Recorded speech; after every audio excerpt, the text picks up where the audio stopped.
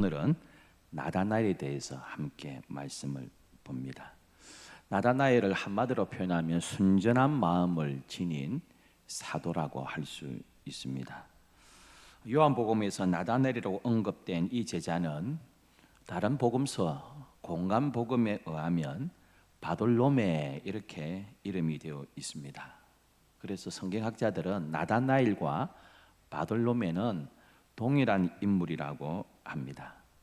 나다나엘의 뜻은 엘자가 들어가면 하나님이란 뜻이라고 제가 말씀드렸습니다. 벳엘, 벳은 집이란 뜻이고 엘은 하나님, 하나님의 집, 버니엘, 하나님의 얼굴, 엘자가 들어가면 하나님의 뜻이 있습니다.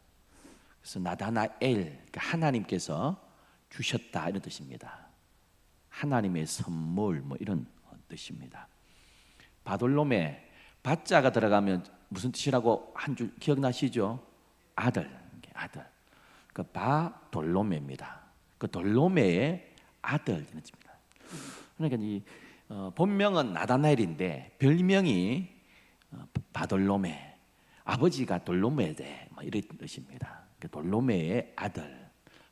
소경, 맹인, 시각장애인이었던 바디메오, 거지였던 그 바디메오입니다. 서럽잖아요. 거지고 시각장애인이고 이름도 제대로 없어요. 자기 이름보다는 아버지가 디메오레 이 뜻입니다. 그러니까 바돌로메. 그래서 나다나엘하고 바돌로메는 같은 인물이라고 보는데요. 나다나엘이 본명이고 바디메오는 별명처럼 아마 쓰인 것 같습니다. 왜 같은 인물이라고 표현하느냐 하면 성경에요. 나다나엘이 나오면 제자 이름 가운데 나다나엘이 등장하면 바돌로메가 안 나옵니다. 바돌로메라고 적혀있는 그 이름에는 나다나엘이 안 나옵니다.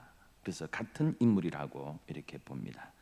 마태복음 10장에 이렇게 기록합니다. 12사도의 이름은 이러하니 베드로라 하는 시몬을 비롯하여 그의 형제 안드레와 세베대의 아들 야고보와 그의 형제 요한, 빌립과 누구요?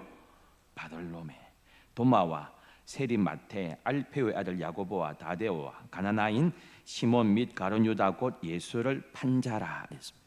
그러니까 바돌로메가 등장하면 나다나엘이 안 나옵니다. 이름이. 그러니까 나다나엘이 적혀 있으면 또 바돌로메가 아닙니다. 그래서 동일한 인물이라고 그렇게 봅니다. 나다나엘이 어떻게 예수님을 믿게 되고 제자가 되었는지 오늘 본문을 통해서 보면 친구 빌립을 통해서 전도를 받았습니다. 45절에 빌립이 나다나엘을 찾아 이르되 모세가 율법에 기록하였고 여러 선지자가 기록한 그 일을 우리가 만났으니 요셉의 아들 나사렛 예수니라 이렇게 기록합니다. 그러면 야 그래 나도 한번 가보자 이렇게 반응이 나오면 좋은데요. 첫 반응이 어떻습니까? 46절에 나다나엘이 이르되 나사렛에서 무슨 선한 것이 날 수 있느냐? 빌립이 이르되 와서 보라 하니라. 그러니까 나사렛이란 동네는 갈릴리 동네 가운데서도 시골이고요, 좀 후진 동네입니다. 제가 여러 번 말씀드리는데요, 이스라엘 이렇게 놓고 봅니다. 제 머리가 뭐라고요? 갈릴리.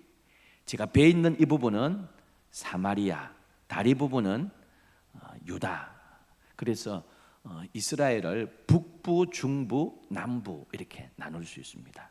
갈릴리 북부 지역 가운데서도 깡촌, 시골, 좀 후진 동네가 나사렛입니다, 여러분. 그러니까 나사렛 예수다 이러니까요. 나사렛 예수, 야, 그 후진 동네에서 무슨 인물나 이렇게 첫 반응하는 것입니다. 그러니까 지방색이 좀 있었습니다. 그 동네 시골이고 인물 안 나. 그 교육 수준도 그렇고 그것이 어떻게 인물 나? 이렇게 반응을 했습니다. 지금 오늘날도요 부산에 부가 옮겨 다니잖아요. 옛날에 이제 대신동 이러면 잘 살았지 않습니까? 대신동이 잘 살다가 그 다음에는 남천동 이렇게 되었습니다. 그래서 영화 보면요, 너그 서장 남천동 살지 이렇게 나옵니다. 거기 보면 그때는 이제 그 영화 배경 80년대는 남천동이 잘 사는 동네. 요즘 부산은 해운도 쪽에 잘 사는 동네. 부가 이렇게 많이 옮겨 다니는데요.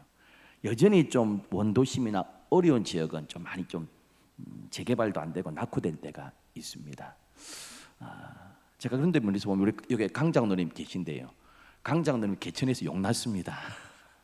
저 경상도 시골 살다가 간만동이죠, 오신데 간만동, 우암동. 제가 볼 때는 그 적기라고 불렀거든요. 적기 기억나세요? 우리 부산 사람들 적기 그거 보면 전부 다 술집들이 있고요. 그 컨테이너 있고 그 표현이 제가 좀 용서하세요. 이제 뭐 그 동네를 비하하는 게 아닙니다. 저도 그 동네 살았거든요. 부목사 때 우암동 살았거든. 적기에서 무슨 선한 것이 날이요, 뭐 이런 겁니다. 간만동에서 뭐 우암동에서 그 술집이고 뭐 컨테이너다. 그것은 무슨 선한 게 날이요, 뭐 이런 겁니다. 그래서 선한 게 났거든. 장로님이 되셨고요, 박사님이 되셨. 우리 그 협동 장로님, 고 장로님 계시잖아요. 고 장로님이 저 사상 쪽에서 사셨대요.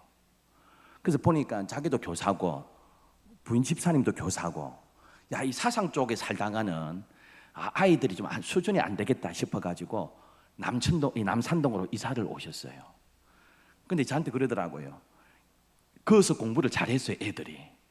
근데 남산동 이사 오니까 시험을 치니까요, 거기서는 맨날 이렇게 손가락 안에 등수 안에 들었는데 남산동 와서 시험 치니까 중간도 안 가더래요. 그 애들이 정신을 바짝 차리고 공부를 하고, 나중에 아버지 고장로님께 그러대요. 아버지, 어머니, 남산동으로 이사해 준 것 너무나 고맙습니다. 거기서는 1등인데 요 오니까 절반도 안 가더라, 이렇게 합니다.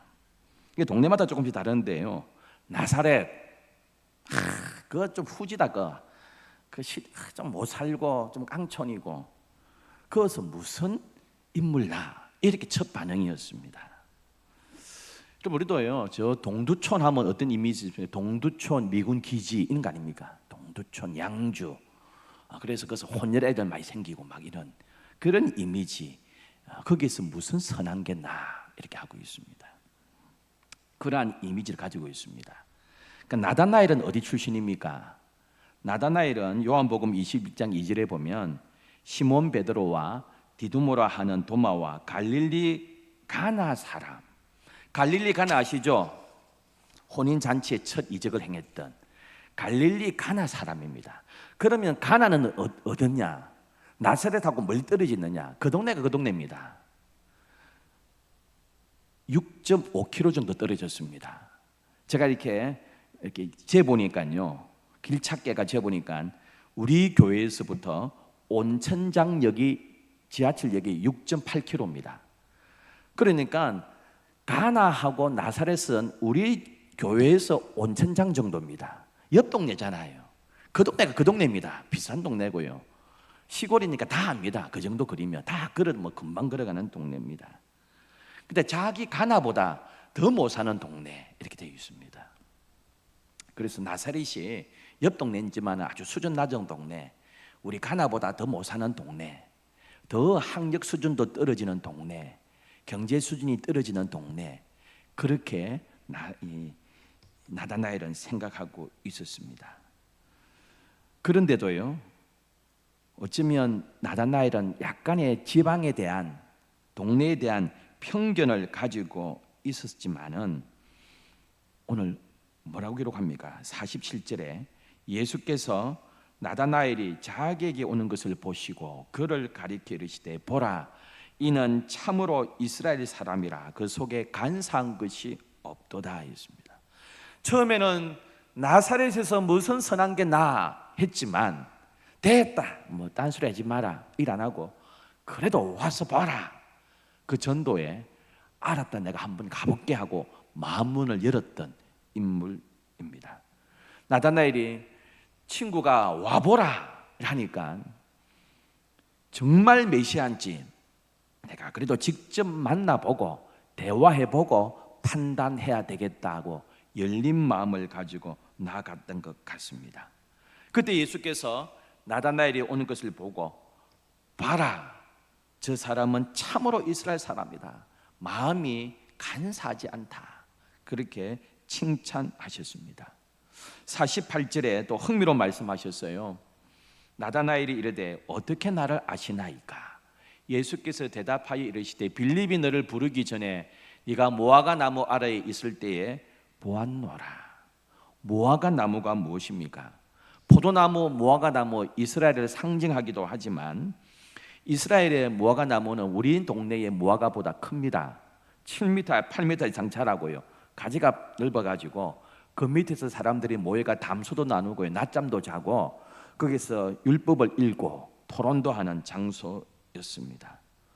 너가 무화과 나무 밑에 앉아가지고 바둑 두지 않고 장기 두지 않고 이런저런 잡담하지 않고 네가 무화과 나무에서 하나님의 율법을 읽고 늘 메시아를 생각했던 거 내가 안다, 이렇게 말씀하시는 것입니다. 그리고 너는 참으로 이스라엘 사람이다. 네 마음에 간사한 것이 없구나. 여러분, 이럴 때 마음문이 확 열렸습니다. 너 이게 나올 때 나사렛에서 무슨 선한 게 나느냐, 나를 이렇게 평가했지. 이랬으면 탁 다칠 수 있는데, 마음문이 다칠 수 있는데 올 때 칭찬하셨습니다. 참으로 너 이스라엘 사람이다. 참 간사한 거 없구나. 그리고 네가 무화과 나무에 있으면서 말씀을 묵상하고 메시아를 사모하는 거 내가 다 알고 있다. 여러분, 이렇게 말씀하시니까 나다나엘이 깜짝 놀란 겁니다. 어떻게 내 마음을 이렇게 하시지?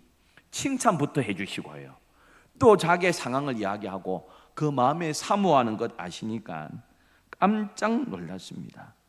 예수께서 그가 고민하고 갈망하는 것을 꿰뚫어 보고 말씀하시니까 이분은 메시아가 틀림없다, 그리고 영접하게 된 것입니다. 같은 갈릴리 사람 아닙니까?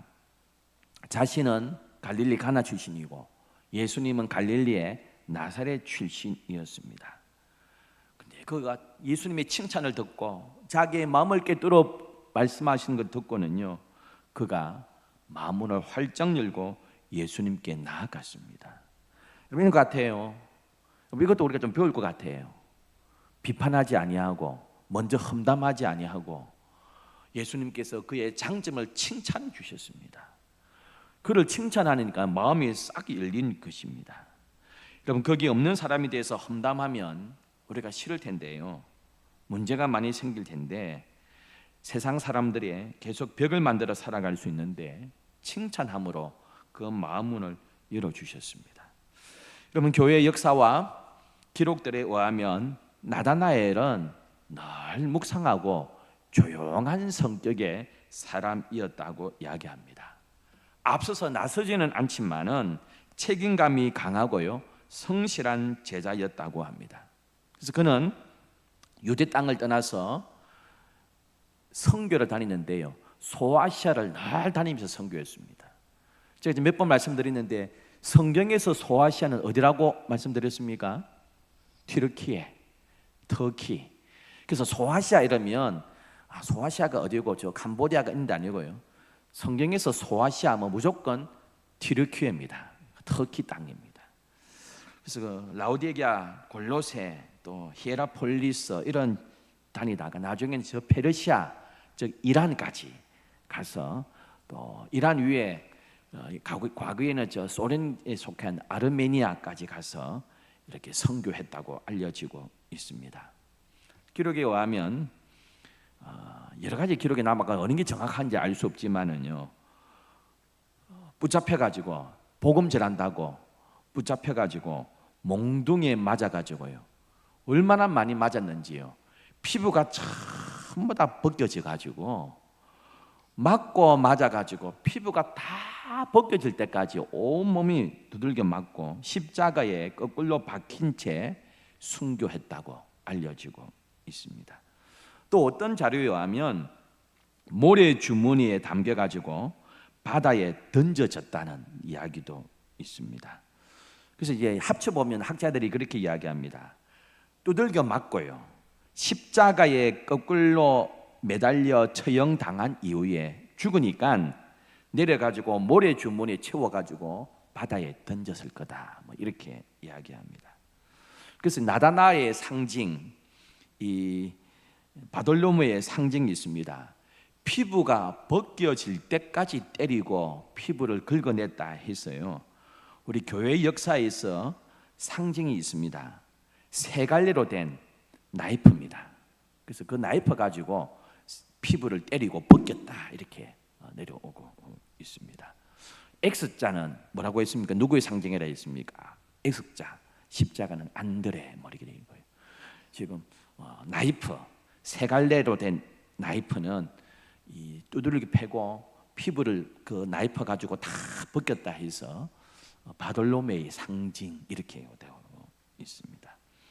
그때까지 두들겨 맞고 온 피부를요 그 칼 가지고 다 벗겨내어도 끝까지 복음을 전거하면서 자기 생명 바쳐서 주님 앞에 드린 사도로 알려지고 있습니다. 몇 가지 함께 좀 보기를 원합니다. 나다나엘이 어떤 인물입니까? 편견을 극복한 인물입니다. 우리 모두 편견이 있습니다. 누구는 뭐 안 돼. 어떤 동네는 안 돼. 학벌이 낮아서 안 돼. 뭐 여러 가지 것들이 있습니다. 다 편견이 있지만 중요한 것은 편견을 뛰어넘느냐, 극복하느냐 이거입니다. 마음속에 가지고 있는 편견 어떻게 극복할 수 있을까? 우리 모두 편견이 있잖아요. 명문대 넣으면 뭔가 잘하겠다. 저 삼류대학 넣으면 뭐 못하겠다. 우리 목회도 그래요. 우리 노예도 그렇습니다. 대한민국도 그렇습니다. 꼭 대학을 좋은 대학 넣은 분이 목회 잘하는 게 아닙니다. 또 뭐 삼류대학 아니면 뭐 4년제 학적 인증도 못 받고 지방 신학교 출신인데 목회도 잘하시는 분이 있습니다. 이번에 제가 울릉도 그 임원수련회 갔는데요. 우리 온천장에 부광교회라고 있습니다. 온천장역에. 그게 담임 목사 이름이 이희균 목사님인데요. 온 지 한 5년 됐습니다. 저기 용인의 세덴 교회에서 부목사 10년 하다가 오신 분이에요. 그 세덴 교회가 여러분 아십니까? 총회장 하셨던 소강성 목사님이라고 해요. 그 10년 목회를 해가지고 소강성 목사님 대해서 막 입이 닳도록 막 이야기하더라고요. 그 배 타고 오는데요. 막 5시간 넘도록 혼자 떠드는데요. 세덴 교회 있었던 소강성 목사님 대해서 막 떠드는데요. 소강성 목사님 그래. 자기는 총신대학을 안 나왔어요. 지방신학교, 전라도의 지방신학교를 나왔어요. 그래서 소강성 목사님 그런데 내가 총신대학을 나왔으면 지금보다 훨씬 더 유명해지고 더 큰 목회를 할 수 있었을 것. 지금도 몇만 명 모이는 교회 하시는데요. 그러니까 이제 학벌에 대한 콤플렉스가 소강성 목사님 늘 있다 이랬는데 유명한 대학도 안 나오고 지방신학교 출신인데 시인이시고 목회를 몇만 명 하잖아요. 우리 모두가 이렇게 편견을 가지고 있습니다. 이제 안타까운 것은 우리 여기 온천제일교회 우리 노예에서도 큰 교회고 총회장 놓은 교회 아닙니까? 총회장님 놓으셨던 장찬환 목사님 총회장 가셨는데 지금 목사님이 서울법대 출신입니다. 자꾸 친하고 한데요. 저는 20몇 년 전에 부목사 할 때가 대연동의 석포교라고 부목사를 한 5년 했고요. 여기 온천제일교회 담임 목사님은 부목사가 아니라 거기에 주일학교 출신이거든요. 부모님이 거기 다 권사님이고 집사님이 출신이고 그 주일학교 출신이거든요. 그 서울법대 출신이거든요. 근데 지난주 사임했습니다. 지난주 사임했어요. 자기는 목회 안 하겠다 이러는데 우리 모두가 학벌에 대한 편견 좋은 대학 넣으면 잘할 거고 학벌도 없으면 못할 거고 저 집은 저런 놈 저 강남 8호권 출신이니까 저는 시골 깡촌 출신이 편견 다 있습니다 여러분. 저는 장애가 있으니까 그러고요. 그 편견의 인물이 에훗 아닙니까? 에훗. 왼손잡이 에훗 아닙니까? 왼손잡이란 말은 양손을 다 쓰는데 왼손을 잘 쓴다 이런 말이 아니라 오른손에 장애가 있는 오른손을 조막손이라서 오른손을 못 쓰는 그래서 왼손밖에 못 쓰는 그런데요. 고대 사회에 그런 남자가 오른손을 못 써요. 전사가 안 됩니다. 용사가 안 되고 쓸모없는 자란 뜻입니다. 왼손밖에 못. 그러니까 그 모압 왕이요 에글론이 조공 바칠 때 왼손밖에 못 장애인이니까 네가 와서 조공 바쳐. 암살의 위험도 없잖아요. 그런데 조공 바칠 때 오른손으로 받쳐 이렇게 말하는 겁니다. 사실은 오른손을 받치면 저도 못 받치잖아요. 손에 떨어뜨리면 걷어차고 비방하고 욕하고 조롱하고 이스라엘 민족 똑같이 뭐. 그런데 그가 그 편견을 뛰어넘고요, 장애인이라는 편견을 뛰어넘고 위대한 사사가 됩니다. 여러분, 저는 장애가 있으니까 뭐 못 배웠으니까, 가난한 집안이니까, 학벌이 없으니까 모든 편견 가지고 있습니다. 나다니엘도 마찬가지입니다. 그런데 그 편견을 마음문을 열고 뛰어넘었던 인물입니다. 어떤 사람은 자기 스스로에 대한 편견을 가지고요, 나는 안 돼 이러면서 편견의 노예로 살아가기도 합니다. 근데 귀하게 쓰임받는 사람들은 편견을 뛰어넘었던 인물입니다. 나다나엘도 나사렛에게서 무슨 이랬던 편견 가지고 있었는데 그 편견을 뛰어넘고 주님 앞에 나갔던 인물입니다. 우리 모두 편견을 뛰어넘는 저와 여러분 되기를 소원합니다. 또 하나, 그는 진지한 구도자의 삶을 살았습니다. 성경을 읽고 예수님을 만나기 전부터 메시아를 사모하였습니다. 네가 무화과 나무 아래 있을 때에. 그 성경학자들은 도대체 그 무화과 나무 밑에서 어떤 성경을 읽었을까 했을 때 창세기 28장을 읽었을 거다 이렇게 기록합니다.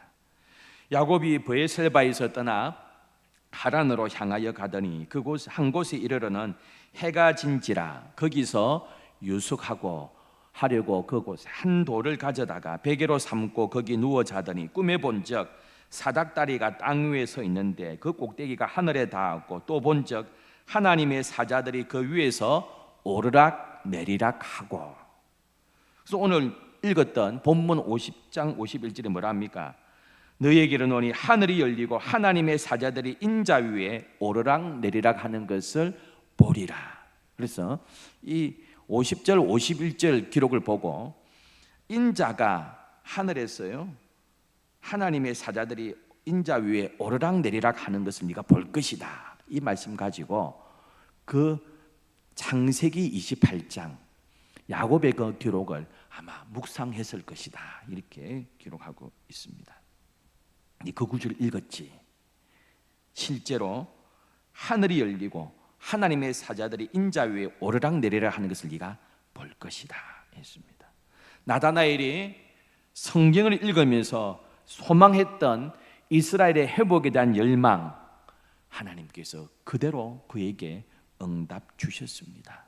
오늘도 우리가 말씀 묵상하고 나다나엘처럼 주님 나라가 속히 임하도록 기도하고 나가는 저와 여러분 되기를 소원합니다. 마지막으로 순전한 마음의 소유자였습니다.